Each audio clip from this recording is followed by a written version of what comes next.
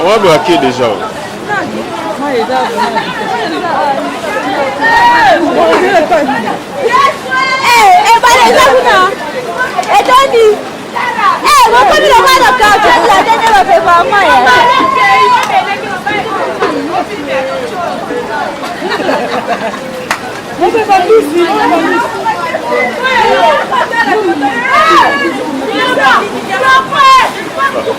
La maison continue. Tu as blâmé sur la CTA.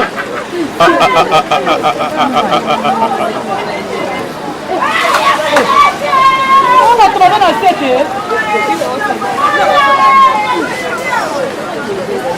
quelqu'un doit tirer au ça, c'est la non.